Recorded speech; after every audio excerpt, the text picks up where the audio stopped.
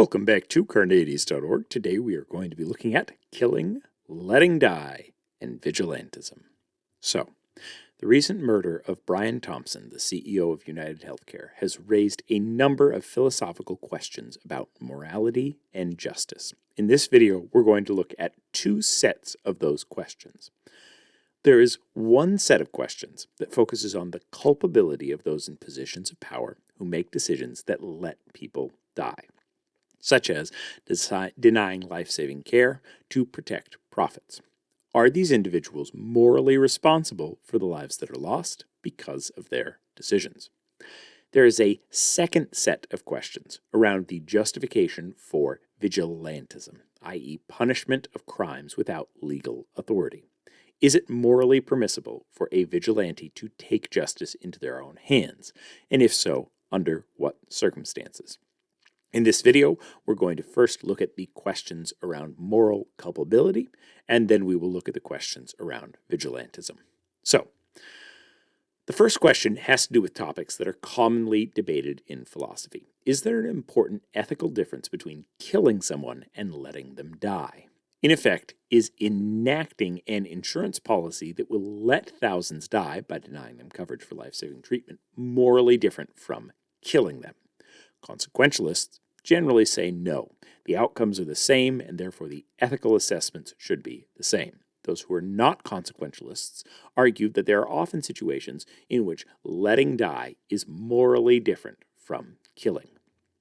Let's look at a thought experiment to give you a little bit of the intuition here. So, the trolley problem is, of course, a famous thought experiment about killing and letting die. So, imagine you're in a runaway trolley that is about to kill 5 people. You can act to hit a switch to move the trolley to a different track and kill only one person. All these people are stuck on the tracks. You don't know anything else about them. There's lots of different versions of the trolley problem. This is just starting with the basic one. Hitting that switch will kill one person. You are taking an action, while not doing so would merely be letting 5 people die that would have died anyway if you didn't act. So most people's intuition says flip the switch, kill the one person, don't let 5 people die. But conversely, you could imagine you're a doctor with 5 patients who are dying from failure of different organs and one healthy patient whose organs match all of the different dying patients. You could kill the one healthy patient to save the other 5, or you could let the other 5 die. In this situation, most people's intuitions go in the other direction and say, no, the doctor shouldn't just kill the healthy patient to save the other 5. Now, there are lots of different philosophical arguments around this. There are lots of different versions of the trolley problem that push and pull our intuitions in different directions around killing versus letting die. All to say, this is an open question in philosophy of whether or not there's a difference between killing and letting die, if there are situations where letting die is permissible, more permissible than killing, if they're essentially identical. We could do a full series on just that question. However, this is to say, if you are a consequentialist, you likely think the actions of an insurance executive denying life-saving care are impermissible and tantamount to killing. However, even if you're not a consequentialist, you might still think that the actions of an insurance executive are not merely letting people die, but are in fact actively killing them, and therefore impermissible, even if you think they are not morally responsible if we let people die. So the argument we're going to make here is not strictly saying letting people die is immoral, but rather it's trying to capture this idea that the actions that an insurance company is taking by denying someone coverage for their care is actually something that is impermissible. It might be killing, but at the very least, it's worse than just letting someone die. Let's take a look at some thought experiments. So, imagine that you're a parachuting instructor. You have a group of students that are ready to go on their first jump. For whatever reason, you decide to cut all the emergency chutes on their bags. Odds are they won't need them. Most of the times, the main chute works just fine. You're not actively killing them. You are just increasing the risk that they will die. And in aggregate, likely some of them will. You have a bunch of classes over and over again. Eventually, someone's going to need to pull that emergency chute. Are you morally responsible for their death when they do? I think most would say yes. This is more than just letting someone die. This is killing them. You, by snipping those emergency chutes, are killing them. Why? Because you are actively taking action to deny them a protection that they are expecting to have that would have saved their life. So, taking a step back, now imagine you're, instead of being an instructor, you're the CEO of a major parachute company, parachute manufacturer. You have two types of emergency chutes that you're choosing between. One of them is much cheaper but has a higher rate of failure, and one of them is more expensive but is guaranteed to work every time. If you choose the cheaper option, are you morally responsible for those who will certainly die because of your decision? I think many would say yes, even if they thought there were situations in which letting die was permissible. I think most people would say that by choosing the cheaper option that you know will lead to people dying, you are morally responsible for their deaths. You are killing them. You are not just letting them die. This is not you walking past someone on the street that is starving. This is you making an active choice that you know will result in people dying. You are not just letting people die by doing nothing. You are actively making a choice to kill them. You are actively making a choice to deny them something that would save their life, that they're expecting to have. Now, let's move on to the case of insurance. A CEO makes a decision he knows will lead to more people being denied coverage in the interest of raising profits. Some of those who are denied coverage will die because they were denied coverage, a direct result of the CEO's decision. This does not appear to be just letting people die.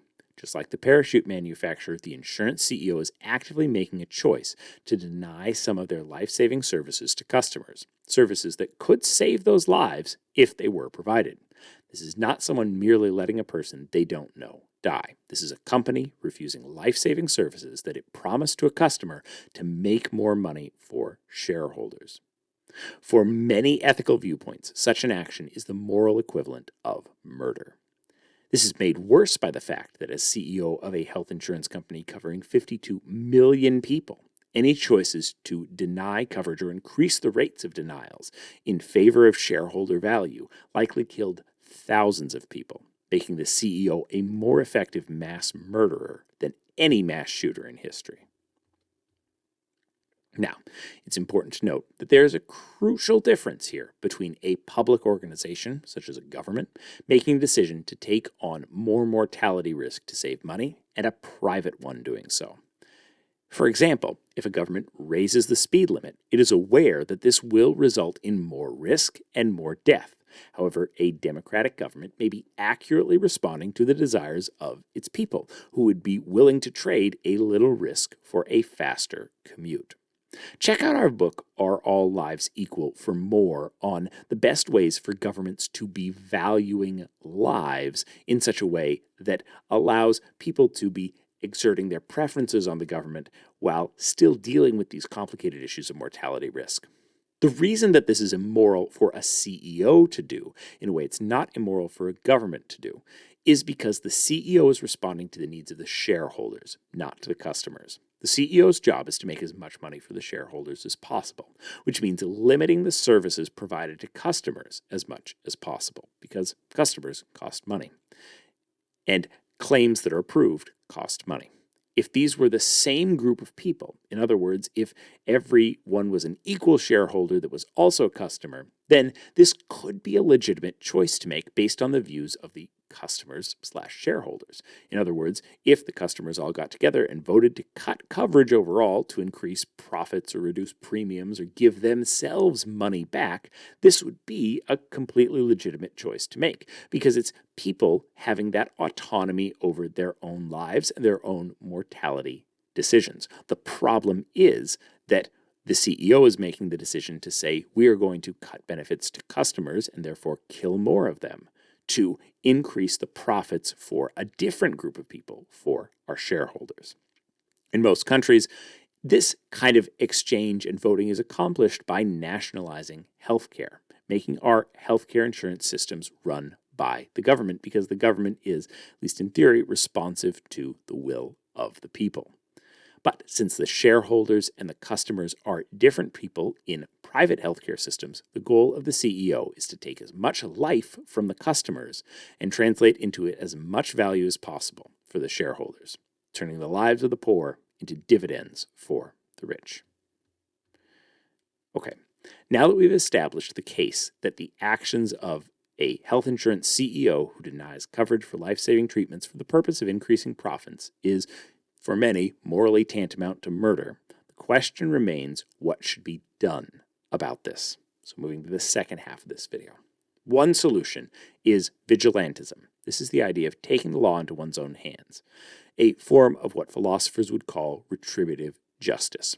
This is the view that punishment for crimes should not be rehabilitative, but rather the idea that someone should suffer a punishment comparable to the crimes that they committed.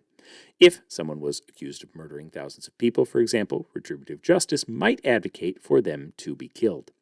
Vigilantism is unique because it's not only a form of retributive justice, but it's one where someone enacts the punishment outside of the laws of the state or other government. Now, it seems like there are some situations where we view it as acceptable that someone enact vigilante justice. Many heroes in fiction and history are often vigilantes.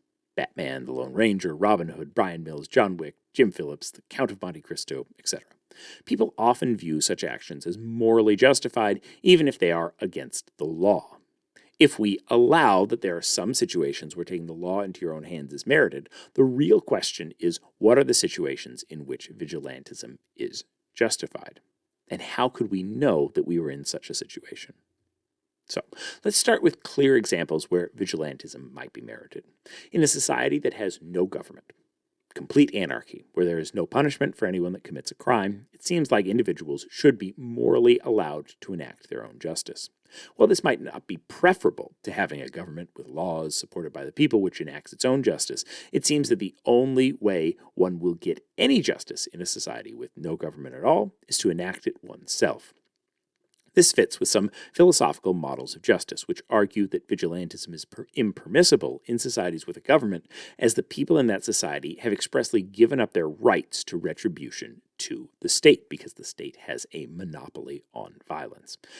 If there is no state, the people have not given up such rights, and therefore retain those rights to retribution, revenge for attacks that are placed on them or their loved ones, for example.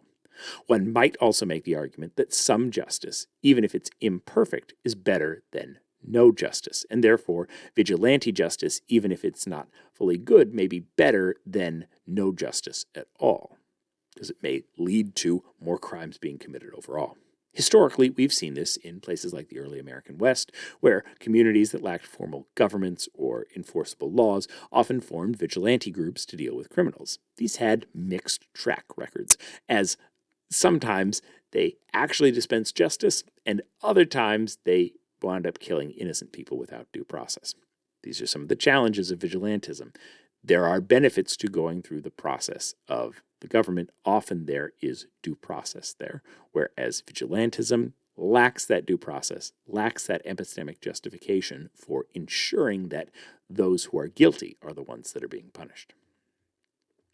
So, vigilantism may be permissible in societies where there is complete anarchy. Let's take a second example. What about societies where it is perfectly clear to everyone that someone has violated the law? There are laws, there is a government, but due to a failure of the system, they will never be prosecuted, or they have been acquitted of a crime that they very clearly committed.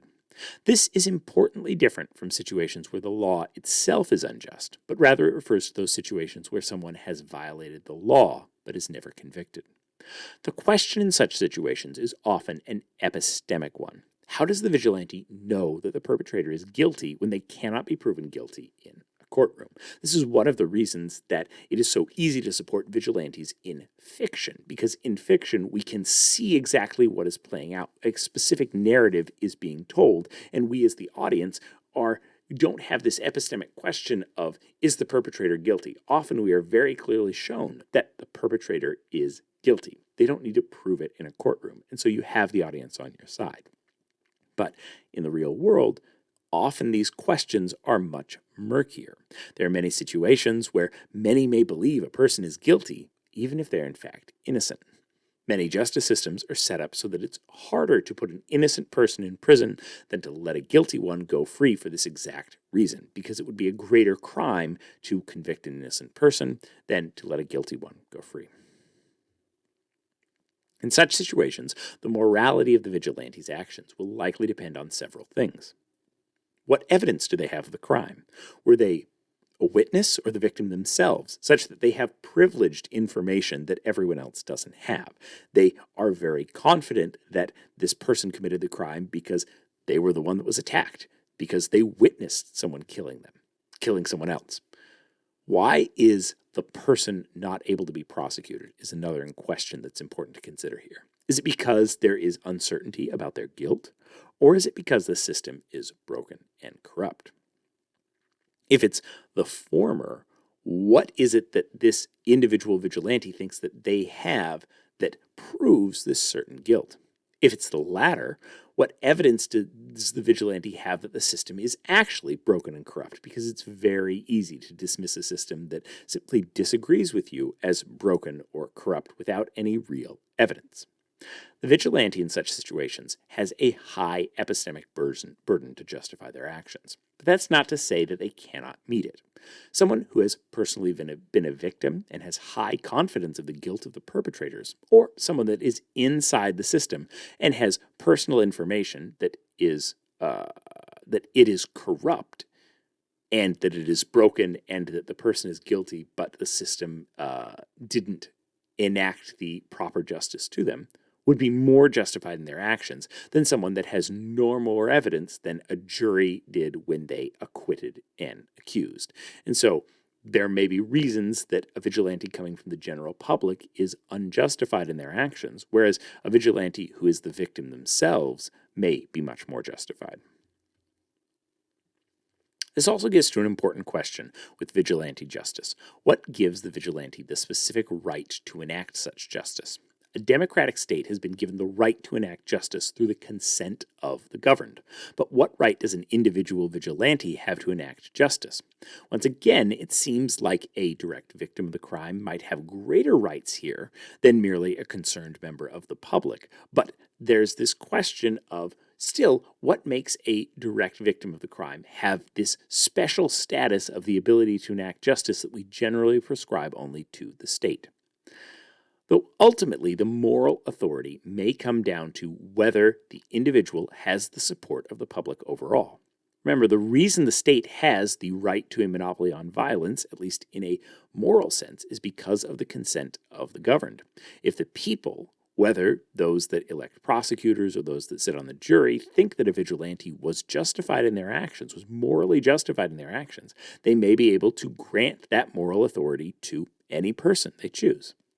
This is why political assassinations are so challenging and fall into very much a separate category and deserve their own video completely, because a politician has in many ways the support of their people to act on their behalf. And when they are assassinated, the crime is not just against that politician, but against those that elected them, against the people. By giving that person their vote, by giving that person their support, the people instill them with additional power and rights that they might not otherwise have. Similarly, if a vigilante truly has the support of the population overall, the state may find itself unable to prosecute them in face of popular resistance. And morally, that vigilante may have additional justification for taking those actions. Now, the third type of vigilante is likely the most analogous to the situation we discuss here. This is the situation where someone has clearly committed actions that are immoral or deserving of punishment, but those actions are not illegal. While in the last case, the vigilante needed to make the case for the failure of the judicial system, this makes the case more for the failure of the legislative one, which is more an ethical argument than a legal one, i.e., the failure is that the legislative system has not properly created laws that would make things which are clearly immoral illegal, or which are clearly should be illegal. A famous example of people being prosecuted for something that was immoral but not a crime where they were committing it is, of course, the Holocaust, as well as other instances of genocide.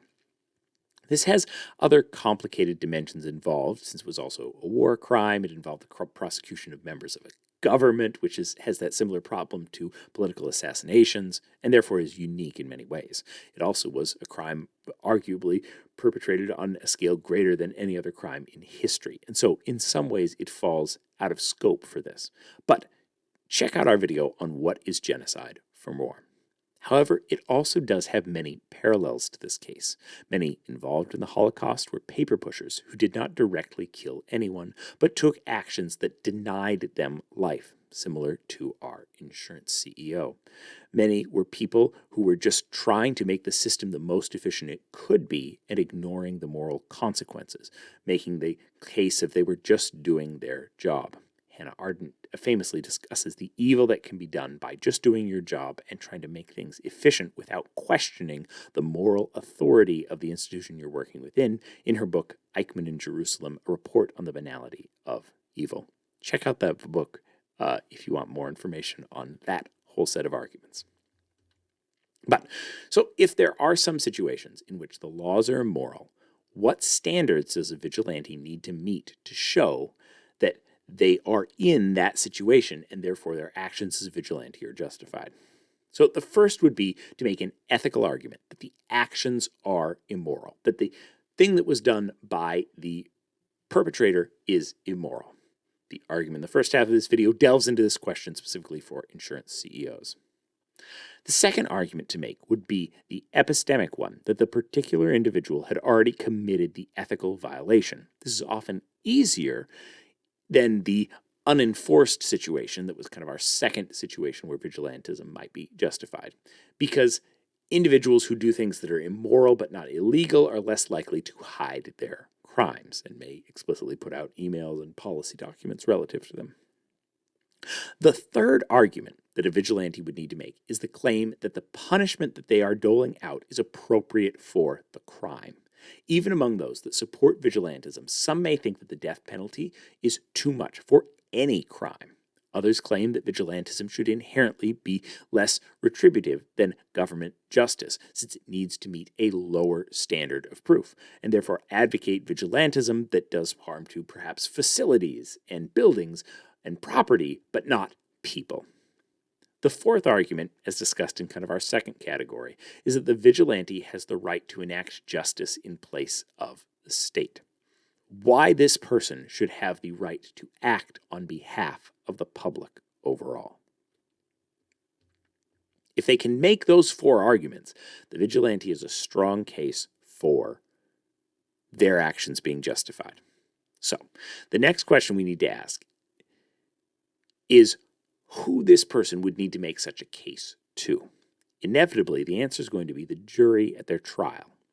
But that jury is merely an extension of the public overall. It's acting on behalf of the public.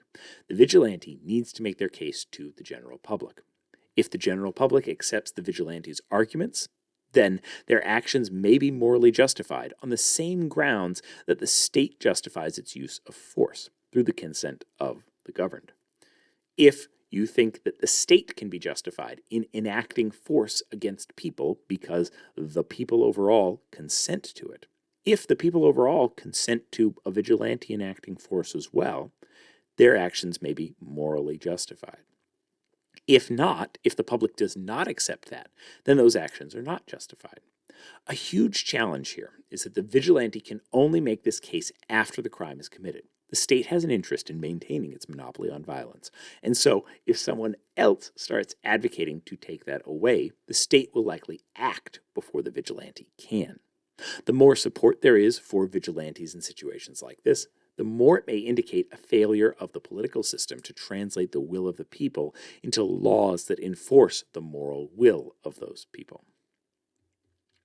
So, let's look at the justification for each of these points for the vigilante that killed our health insurance CEO. We've already discussed in the first half of this video that there's a case that the actions of any CEO that denies health coverage to increase profits is doing something immoral. There may be valid reasons to deny coverage when not doing so might lead to the company going under because the benefits of having a health insurance company might outweigh having bad insurance. And so there may be a case to be made that denying coverage to keep the company afloat may be required in some situations, and there may be some justifications for there is a worse evil on the other side of the equation than denying someone coverage. But that doesn't seem to be the case here. The evidence is that UnitedHealthcare denied claims at a much greater rate than its competitors. What this means is that there was a business model that was viable, that allowed the company to approve many more claims. And likely, this is what economists would call rent-seeking. There is a company that is attempting to take as many profits as it can out of the system while disapproving a lot of claims in a way that is not the standard for what a business model could survive with. It's trying to take as much of the profits as it can and deny as many claims as it can, as opposed to saying, we're going to deny just as many claims as we have to continue the business. In terms of the second argument, there is a question of whether Brian Thompson committed these immoral actions. As CEO, he had the power to change the culture at the company, to deny fewer claims, to deprioritize profits. The evidence I have seen shows he didn't take these actions. I don't have specific, strong evidence here. Someone that's an insider in the company probably would have more evidence, and I expect, as the days come forward, more evidence around the justification or lack thereof for this claim will come out. Now, the third argument may be challenging to make. Does the punishment fit the crime? The death penalty is rare, especially for what is essentially a white-collar crime.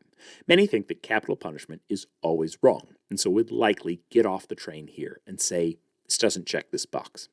Others might be on board with the death penalty for crimes against the state, but think that killing people for doing things that are immoral but not illegal goes too far, in part because there might be epistemic questions of how someone should know that an action was immoral if there was no law against it. Though, of course, this brings us back to the Holocaust comparison of there are certain things that you should just inherently know are morally wrong, even if there are no laws against them.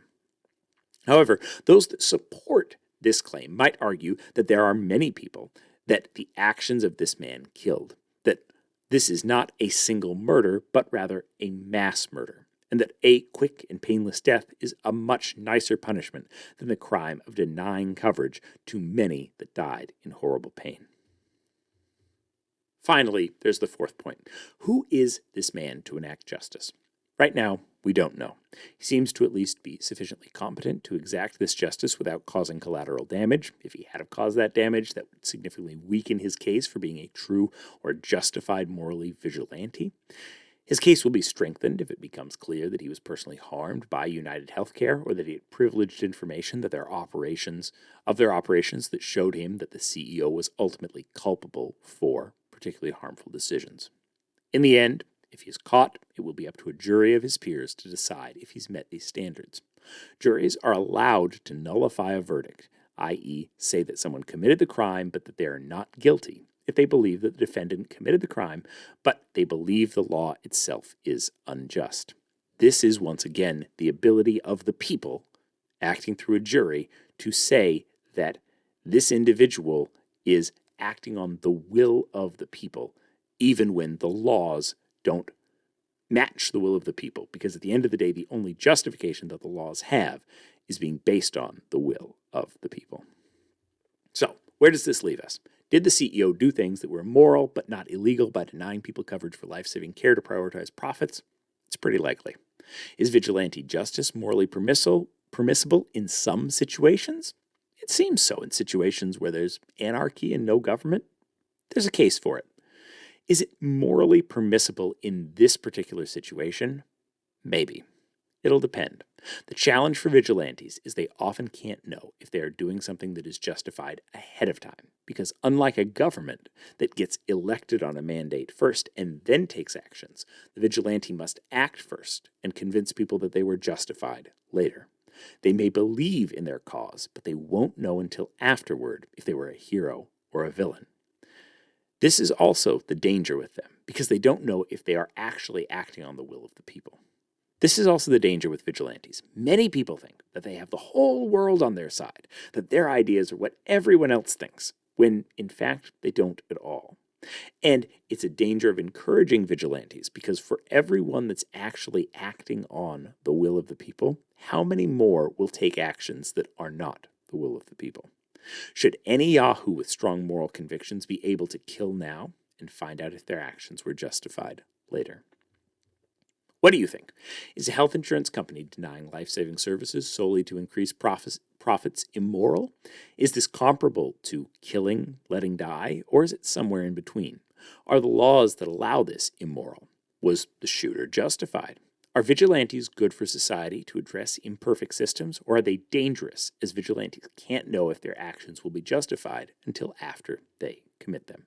Leave your thoughts in the comments below. Watch this video and more here at Carneades.org, and stay skeptical, everybody.